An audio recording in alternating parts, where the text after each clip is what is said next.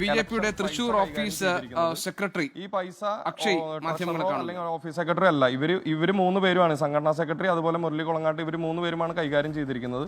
ഈ കൈകാര്യം ചെയ്തിരിക്കുന്ന പൈസ ഇലക്ഷൻ വന്നതാണെന്ന് പറഞ്ഞിട്ടാണ് ആദ്യം അവർ കൈകാര്യം ചെയ്യുന്നത്. പിന്നീട് അത് എനിക്ക് സംശയമായിട്ട് തോന്നിയത് എപ്പോഴാണെന്നുണ്ടെങ്കിൽ, ഒരു വീട്ടിൽ ഗാന്ധിനഗറിലുള്ള ഒരു വീട്ടിൽ കേന്ദ്രീകരിച്ച് ആ വീട്ടിൽ പൈസ ഉണ്ടായിരുന്നു.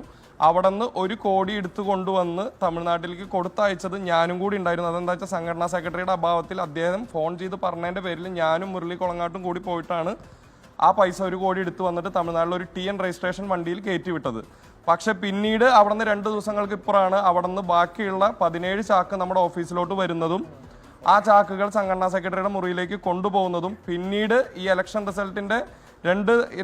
റിസൾട്ടിന്റെ തലേ ദിവസം രാവിലെയോട് കൂടിയിട്ട് ഈ പൈസ പുറത്തേക്ക് പോവുകയാണ് ഉണ്ടായിരിക്കുന്നത്. ഏകദേശം ഒരു 20-25 കോടി രൂപ എന്നാണ് ഞാൻ മനസ്സിലാക്കുന്നത്. കാരണം ആ ചാക്കുകളുടെ എണ്ണം വെച്ച് അതിലുള്ള പൈസയുടെ ഒരു ഏകദേശ രൂപരേഖ ആണ് ഞാൻ പറയുന്നത്. അത് നമുക്ക് വെളിപ്പെടുത്താം. അത് നമുക്ക് പിന്നീട് അത് എവിടേക്കാ പോയെന്നുള്ളതല്ല, അതിന്റെ വണ്ടി നമ്പർ നമ്മുടെ കയ്യിലുണ്ട്, അത് നമുക്ക് പിന്നീട് വെളിപ്പെടുത്താം. 17 ചാക്കാണ്. ചാക്കും ഒരു പച്ച കളർ ബാഗും. ആ പച്ച കളർ ബാഗ് ആ ഓഫീസിൽ അവിടെയുള്ള ഒരു 4-5 സ്റ്റാഫുകൾക്ക് ഡ്രസ്സോ നിങ്ങൾക്ക് എന്തെങ്കിലും ആവശ്യമുണ്ടെങ്കിൽ എടുത്തു വെക്കാമെന്ന് പറഞ്ഞിട്ട് കൊടുത്തിട്ടുണ്ട്. അതിലൊരു ബാഗ് എൻ്റെ കയ്യിൽ ഇരിക്കുന്നുണ്ട്.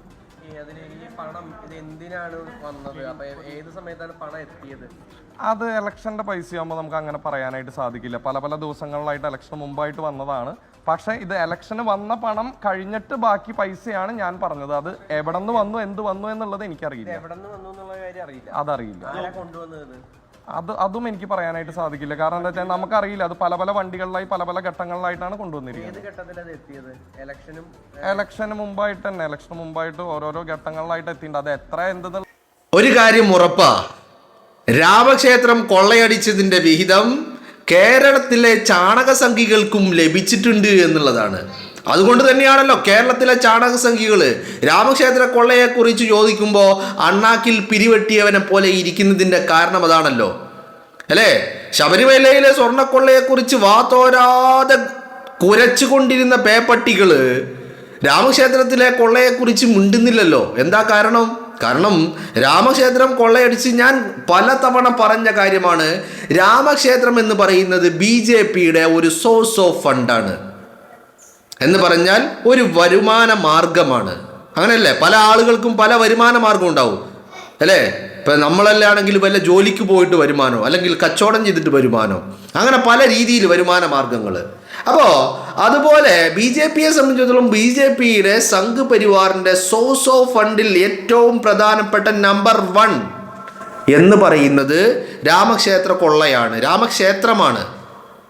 അവിടെ വരുന്ന ഫണ്ട് BJP രാജ്യത്തെ കുതിര കച്ചവടത്തിന്, രാഷ്ട്രീയ ചാക്കിട്ട് പിടുത്തങ്ങൾക്കും അതുപോലെ വോട്ടുകൾ കള്ള തെരഞ്ഞെടുപ്പ് അട്ടിമറിക്കാനും, രാജ്യത്തെ കോടതികളെ, രാജ്യത്തെ നിയമ സംവിധാനങ്ങളെ, രാജ്യത്തെ പോലീസിനെ, രാജ്യത്തെ പലതിനെയും വിലക്ക് വാങ്ങാൻ, പർച്ചേസ് ചെയ്യാനുമാണ് ഈ രാമക്ഷേത്രത്തെ പ്രധാനമായിട്ടും BJP ഉപയോഗിക്കുന്നത് എന്ന് ഇപ്പൊ നിങ്ങൾക്ക് മനസ്സിലായില്ലേ? എന്തിന് ഞങ്ങൾ രാമക്ഷേത്രം പണിയും, രാമക്ഷേത്രം പണിയുമെന്ന് പറഞ്ഞ് 3-4 പതിറ്റാണ്ടുകളായി BJP രാജ്യത്ത് വോട്ട് പിടിച്ചുകൊണ്ടിരുന്നത് എന്തിനു വേണ്ടിയാ? കാരണം രാമക്ഷേത്രം ഉണ്ടായാലേ ഏറ്റവും നന്നായി പ്രവർത്തിക്കാൻ കഴിയൂ. കാരണം എന്താ? രാഷ്ട്രീയത്തിൽ എന്താ വേണ്ടത്? പണം വേണം. പണമുണ്ടെങ്കിൽ ഏറ്റവും നന്നായിട്ട് പ്രവർത്തിക്കാൻ. ആർക്ക് വേണ്ടി പ്രവർത്തിക്കാൻ? BJP എന്ന് പറയുന്ന പാർട്ടിക്ക് നല്ല പെർഫോമൻസ് നടത്താൻ കഴിയും. അപ്പോൾ ആ രാമക്ഷേത്ര കൊള്ളയുടെ ഒരു വിഹിതം അത് കേരളത്തിലും എത്തിയിട്ടുണ്ട്. അത് കേരളത്തിൽ മാത്രമല്ല, രാജ്യത്തുള്ള എല്ലാ മേഖലകളിലേക്കും ഈ രാമക്ഷേത്ര കൊള്ളയടിച്ച പണമാണ് എന്തിനും ചാക്കിട്ട് പിടിക്കാൻ, EVM അട്ടിമറിക്കാൻ, തെരഞ്ഞെടുപ്പ് കമ്മീഷനെ പർച്ചേസ് ചെയ്യാൻ, നിയമ സംവിധാനങ്ങളെ വിലക്ക് വാങ്ങാൻ എന്ന് വേണ്ട എല്ലാ സംഭവത്തിനും രാമക്ഷേത്ര കൊള്ളമാണ് അടിസ്ഥാനം എന്ന് പറയുന്നത്. സോഴ്സ് ഓഫ് ഫണ്ടിങ് എന്ന് പറയുന്നത് പ്രധാനപ്പെട്ട നമ്പർ 1. ഇങ്ങനെ നമ്മൾ നമ്പർ ഇട്ട് അതിനെ ലിസ്റ്റ് ചെയ്ത് കഴിഞ്ഞാൽ നമ്പർ 1 BJPയുടെ സോഴ്സ് ഓഫ് ഇൻകത്തിന്റെ ലിസ്റ്റ് ഉണ്ടാക്കിയാൽ നമ്പർ 1 പൊസിഷനിൽ രാമക്ഷേത്രം അയോധ്യ, റാം മന്ദിർ അയോധ്യ. ഇതാണ് BJPയുടെ സോഴ്സ് ഓഫ് ഫണ്ടിൽ നമ്പർ 1. രണ്ടാമത്തത് ഹവാല പണമാണ്. വിദേശ രാജ്യങ്ങളിൽ നിന്ന് RSSന്റെ അക്കൗണ്ടിലേക്ക് വരുന്ന വിദേശ പണം. മൂന്നാമത്തത് രാജ്യത്തെ ബീഫ് എക്സ്പോർട്ടിംഗ്, ഗോമാതാവിനെ തല്ലിക്കൊന്ന് പാക്കറ്റാക്കി എക്സ്പോർട്ട് ചെയ്യുന്നതിലൂടെ ഉണ്ടാക്കുന്ന ലാഭം. മനസ്സിലായില്ലേ? എന്തുകൊണ്ടാ രാജ്യത്ത് ബീഫ് മുസ്ലിം ഉപയോഗിച്ചാൽ, മുസ്ലിം ബീഫ് കടത്തിയാൽ, ബീഫ് വിറ്റാൽ, ബീഫ് കഴിച്ചാൽ ഒക്കെ പ്രശ്നമാകുന്നത് എന്താ? ഇതാരും ഇതിന് ഉപഭോക്താക്കൾ ഉണ്ടാകരുത്, അതായത് ബീഫിന് ഡിമാൻഡ് ഉണ്ടാകരുത്. ബീഫിന് ഡിമാൻഡ് ഇല്ലെങ്കിൽ മാത്രമേ ഈ പറയുന്ന റോ മെറ്റീരിയൽ ഫ്രീ ആയിട്ട് കിട്ടുള്ളൂ. ഇപ്പം എന്താ ചെയ്യുന്നത്? ആദ്യം ബീഫ് ബാക്കിയുള്ളവർ ഉപയോഗിക്കുന്നത് തടയുക, എന്നിട്ട് ഈ ഗോമാതാക്കളെ മൊത്തം ഗോശാലകളിലേക്ക് എത്തിക്കുക, അവിടെ എത്തിച്ച് പട്ടിണിക്കിട്ട് കൊല്ലുക, എന്നിട്ട് കൊന്നിട്ട് ഈ സാധനത്തെ നേരെ എവിടേക്ക് കൊണ്ടുപോവുക? കോർപ്പറേറ്റ് അറവുശാലകളിലേക്ക് കൊണ്ടുപോവുക. അപ്പം എന്താണ്? റോ മെറ്റീരിയൽ എന്ന് പറയുന്നത് തീർത്തും സൗജന്യമായിട്ടാണ് ലഭിക്കുന്നത്. നിങ്ങളൊന്ന് ആലോചിച്ച് നോക്ക്. ഒരു ബിസിനസ് സ്ഥാപനം നിങ്ങൾ നടത്തുന്നു, നിങ്ങളുടെ പ്രൊഡക്റ്റാക്കി മാറ്റുന്ന അതിന് ഉപയോഗിക്കുന്ന റോ മെറ്റീരിയൽ നിങ്ങൾക്ക് ഒരു നയാ പൈസ പോലും ചെലവഴിക്കാതെയാണ് ആ റോ മെറ്റീരിയൽ ലഭിക്കുന്നതെങ്കിൽ നിങ്ങളുടെ പ്രോഫിറ്റ് മാർജിൻ എന്ന് പറയുന്നത് ഷുവറായിട്ടും 95% മുകളിലാണല്ലോ. കാരണം എന്താ? പിന്നെ അവിടെ ഉള്ളത് ലേബർ എക്സ്പെൻസ് മാത്രമാണ് അല്ലേ? ബാക്കി റോ മെറ്റീരിയൽ ഫ്രീ ആയിട്ട് ലഭിച്ചു കഴിഞ്ഞാൽ നിങ്ങളുടെ ബിസിനസിൻ്റെ പ്രോഫിറ്റ് മാർജിൻ എന്ന് പറയുന്നത് 95%. അപ്പോൾ ബീഫ് എക്സ്പോർട്ടിംഗ് 3-ാം സ്ഥാനത്ത് നിൽക്കുന്നു. എന്താണെങ്കിലും രാമക്ഷേത്രം കൊള്ളയടിച്ചതിൽ കോടിക്കണക്കിന് ചാക്ക് കെട്ടുകളിൽ 17 ചാക്കിലായിട്ട് പണം വരിക എന്ന് പറഞ്ഞാൽ നിങ്ങളൊന്ന് ആലോചിച്ച് നോക്ക്. ഇതെത്ര പണം? ഈ പണമൊക്കെ വൈറ്റ് മണി ആണോ? ഉറപ്പായിട്ടും ഇത് ബ്ലാക്ക് മണി അല്ലേ? രാജ്യത്തെ കള്ളപ്പണമല്ലേ? നിങ്ങളൊന്ന് ആലോചിച്ച് നോക്ക്. നരേന്ദ്രമോദി നോട്ട് നിരോധനം നടപ്പാക്കിയത് എന്തിൻ്റെ പേര് പറഞ്ഞ? കള്ളപ്പണത്തിൻ്റെ പേര് പറഞ്ഞ്.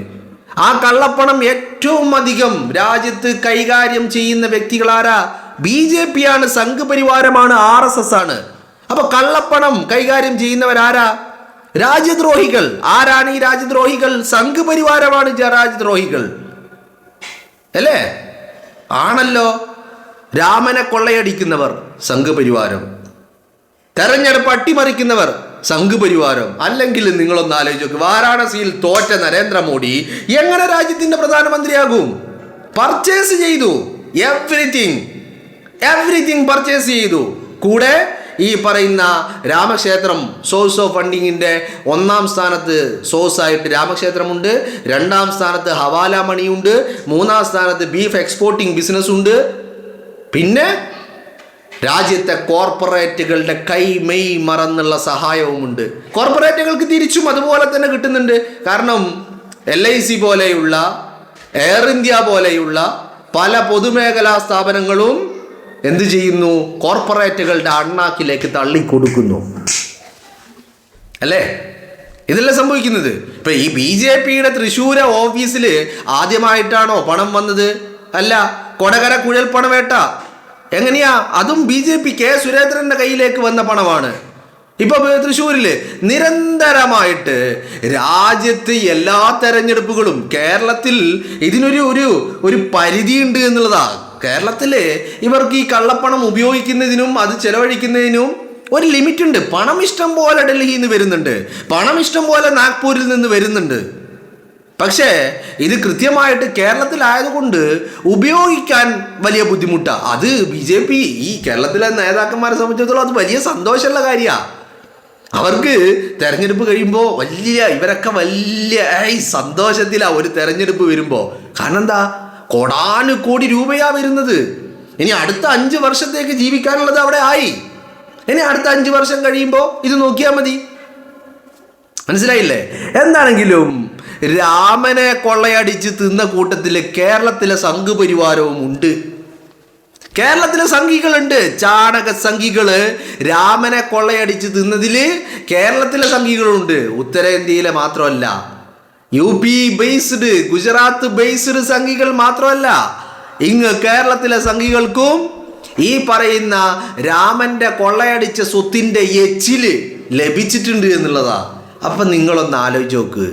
ഇപ്പൊ 17 ചാക്ക് കെട്ടുകളിലായിട്ട് BJPയുടെ തൃശ്ശൂരിലെ ഓഫീസിലേക്ക് കോടാനുകോടി രൂപ വന്നിട്ടുണ്ടെങ്കിൽ അത് വെറും എച്ചില് മാത്രമാണല്ലോ. എന്ന് പറഞ്ഞാൽ വളരെ ചെറിയ ഒരു ഭാഗം, ഒരു നിസ്സാരമായ ഒരു പെർസെൻറ്റേജാണ് തൃശ്ശൂരിലെ ഓഫീസിലേക്ക് എത്തിയത്. അതായത് ഈ കൊള്ളയുടെ ആഴം, വലുപ്പം എത്രയാണെന്ന് ആലോചിക്കൂ നിങ്ങൾ. 17 ചാക്ക് കെട്ടുകളിൽ തൃശ്ശൂരിലേക്ക് പണം വന്നിട്ടുണ്ടെങ്കിൽ അങ്ങ് രാമനെ കൊള്ളയടിച്ചത് 17 അല്ല, 170 അല്ല, 1700 അല്ല, 17,000 അല്ല, അത്രയും ചാക്ക് കെട്ടുകളിൽ നിറച്ചാൽ പോലും തീരാത്ത അത്രയും രാമക്ഷേത്രത്തിൽ നിന്ന് കൊള്ളയടിച്ചിട്ടുണ്ട് എന്നുള്ളതാ അല്ലേ?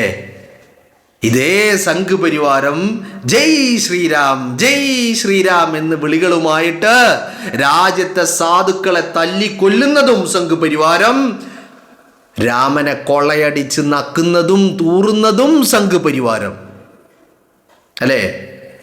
അപ്പോ ഈ കള്ളപ്പണങ്ങൾ ഞാനിങ്ങനെ ആലോചിക്കുക, ഇപ്പൊ തെരഞ്ഞെടുപ്പിന്റെ ഘട്ടത്തില് നമ്മളൊക്കെ ഒന്ന് പുറത്തിറങ്ങിയിട്ടുണ്ടെങ്കിൽ അപ്പോ ഈ തെരഞ്ഞെടുപ്പ് ഇലക്ഷൻ സ്കോഡ് കൈ കാണിക്കും അല്ലേ? നമ്മുടെ വാഹനത്തിന് കൈ കാണിക്കൂ. എന്നിട്ട് ചെക്കിങ്ങാ, എങ്ങോട്ട് പോകുന്നു, എവിടെ പോകുന്നു, എന്താ പണി, എന്താ എവിടുന്ന് വരുന്നു, പോക്കറ്റിൽ എത്ര പണമുണ്ട്, വണ്ടിയിൽ വേറെ എവിടെയെങ്കിലും പണമുണ്ടോ, ഇതൊക്കെയായിരുന്നു ചോദ്യങ്ങൾ അല്ലേ? എന്നിട്ട് നമ്മളെന്ത് പറഞ്ഞാലും അതിനൊരു പരിശോധന വേറെ. ഇപ്പം നമ്മളെ മറ്റേ സ്കൂട്ടറൊക്കെ ആണെങ്കിൽ അതിൻ്റെ സീറ്റൊക്കെ ഒന്ന് പൊക്കിയിട്ട് അതിൻ്റെ ഉള്ളിൽ എന്തെങ്കിലുമൊക്കെ ഉണ്ടോ എന്നുള്ളൊരു പരിശോധന. ഞാനിങ്ങനെ ആലോചിക്കുന്നത് 17 ചാക്ക് കെട്ടുകളിൽ തൃശ്ശൂർ പോലെയുള്ള ഒരു സ്ഥലത്ത് പണമെത്തിയിട്ട് ഈ പറയുന്ന ഇലക്ഷൻ സ്ക്വാഡൊക്കെ എവിടെയായിരുന്നു? ഒന്നാമത്തെ കാര്യം. ഇനി ഞാൻ ചോദിക്കുന്നത്, എടോ സംഘ് പരിവാറുകാരാ, നിങ്ങൾക്ക് അങ്ങ് ഡൽഹിയിൽ നിന്ന് ഇത്രയൊക്കെ പണം കൊടുത്തു വിട്ടിട്ടും നിങ്ങൾക്ക് ഒരു സീറ്റ് തൃശ്ശൂരിൽ പിടിക്കാൻ, ഞാൻ കേരളത്തിലെ ജനങ്ങളുടെ പ്രബുദ്ധതയാ, മനസ്സിലായില്ലേ? ഒന്ന് ആലോചിച്ച് നോക്കൂ നിങ്ങൾ. അപ്പോൾ പറഞ്ഞു വരുന്നത് ഇത്രയേ ഉള്ളൂ. നമ്മൾ പലപ്പോഴായിട്ട് ഈ തെരഞ്ഞെടുപ്പ് കഴിഞ്ഞപ്പോൾ കണ്ട പല കാഴ്ചകളുണ്ട് അല്ലേ? തെരഞ്ഞെടുപ്പ് കഴിഞ്ഞപ്പോൾ 2026 ഇന്ത്യ രാജ്യത്ത് ഏപ്രിലിൽ ബംഗാളിൽ, അസമിൽ, തമിഴ്നാട്, കേരളം ഈ 4 സംസ്ഥാനങ്ങളിൽ തെരഞ്ഞെടുപ്പ് നടന്നു. ഈ തെരഞ്ഞെടുപ്പ് റിസൾട്ട് മെയ് 4 എല്ലായിടത്തും റിസൾട്ട് വന്നത്. ഈ റിസൾട്ട് വന്നതിന് തൊട്ട് പിന്നാലെ തൃണമൂലിൻ്റെ 21 MP വിമതരായി മാറി. മഹാരാഷ്ട്രയിൽ NCP ഉദ്ധവ് താക്കറെ വിഭാഗത്തിൽപ്പെടുന്ന പല ആളുകളും മറുകണ്ഠം ചാടി. പഞ്ചാബിൽ നിന്നുള്ള ആം ആദ്മി പാർട്ടിയുടെ പല MP-മാരും മറുകണ്ഠം ചാടി. ഇപ്പം ഇവരൊക്കെ ഒരു കാര്യമില്ലാതെ ഇത്ര കാലം ഇപ്പോൾ AAPയുടെ MP ആയി വന്ന ആള്, തൃണമൂലിൻ്റെ MP ആയി പാർലമെന്റിലെത്തിയ ആള്, NCPയുടെ MP-മാരായി പാർലമെന്റിലെത്തിയവർ, ശിവസേന ഉദ്ധവ് താക്കറെയുടെ ആളുകളായിട്ട് പാർലമെന്റിലെത്തിയവർ, ഇവരൊക്കെ ഒരു ഘട്ടത്തിൽ നേരെ മറുകണ്ഠം, ഒരു കാരണവുമില്ലാതെ വെറുതെ മറുകണ്ഠം ചാടിയതാണോ? ആണോ? അപ്പോഴോ ഞാനിത് പറയുന്നത് വളരെ കൃത്യമായിട്ട്, രാമക്ഷേത്രം കൊള്ളയടിച്ചത് അതിൻ്റെ കൊള്ളയുടെ വ്യാപ്തി എത്രയാണെന്ന് നിങ്ങൾക്ക് മനസ്സിലാക്കാൻ കഴിയില്ല. ഇനി അതിൻ്റെ ആ കൊള്ളയുടെ വ്യാപ്തി ഒന്നുകൂടി അറിയണമെങ്കിൽ ഇപ്പം കഴിഞ്ഞ ദിവസം രാമക്ഷേത്ര കൊള്ളയിൽ ഒരു CBI അന്വേഷണം വേണം, അതുപോലെ ട്രസ്റ്റിനെതിരെയും ട്രസ്റ്റിലെ അംഗങ്ങൾക്കെതിരെയും ഒരു പബ്ലിക് ഓഡിറ്റിംഗ് വേണം എന്നാവശ്യപ്പെട്ടുകൊണ്ട് പല ഹർജികൾ സുപ്രീം കോടതിയിലെത്തിയപ്പോൾ സുപ്രീം കോടതി പറഞ്ഞത് ഇതൊക്കെ വളരെ നിസ്സാരമല്ലേ, ഇതിനെയൊക്കെ ഇങ്ങനെ ചർച്ച ചെയ്യണോ എന്നാണ് സുപ്രീം കോടതി ചോദിച്ചത്. അപ്പോ ഈ പർച്ചേസ് ചെയ്യപ്പെട്ടതിൽ ആരൊക്കെയാണ് ഉള്ളത് എന്നുള്ളതാണ് നമ്മൾ അത്ഭുതപ്പെടുത്തുന്നത്. ഈ രാജ്യത്ത് ജീവിച്ചുകൊണ്ട് നമ്മൾ പറയുന്നു ഈ രാജ്യം മതേതര രാജ്യമാണ്, ഈ രാജ്യത്തെ നമ്മുടെ എല്ലാ പ്രതീക്ഷകളും, ഏതൊരു സാധാരണക്കാരൻ്റെയും അവസാന ആശ്രയം അത് അങ്ങ് കോടതിയാണ് എന്നൊക്കെ പറയുമ്പോഴും രാമക്ഷേത്ര കൊള്ളയിൽ അന്വേഷണം വേണം, CBI അന്വേഷണം വേണമെന്ന് ആവശ്യപ്പെടുമ്പോൾ ഓക്കെ, CBI അന്വേഷണത്തിന് ഉത്തരവ് ഇടാതിരിക്കാം, അത് മറ്റൊരു കാര്യം. പക്ഷേ അവിടെ അതൊക്കെ വളരെ നിസ്സാരമാണെന്ന് പറഞ്ഞ് ഇതിനെ തള്ളിക്കളയുന്നുണ്ടെങ്കിൽ വളരെ കൃത്യമാണ്, സംഘ് പരിവാർ രാമക്ഷേത്ര കൊള്ളയുടെ ഫണ്ടും ഉപയോഗിച്ച്, രാമൻ്റെ പണം ഉപയോഗിച്ച് പർച്ചേസ് ചെയ്യപ്പെട്ട കൂട്ടത്തിൽ ആരൊക്കെയുണ്ടെന്ന് നമ്മളെ ഞെട്ടിപ്പിക്കും വിധമാണ് ആ ലിസ്റ്റ് എന്ന് പറയുന്നത്.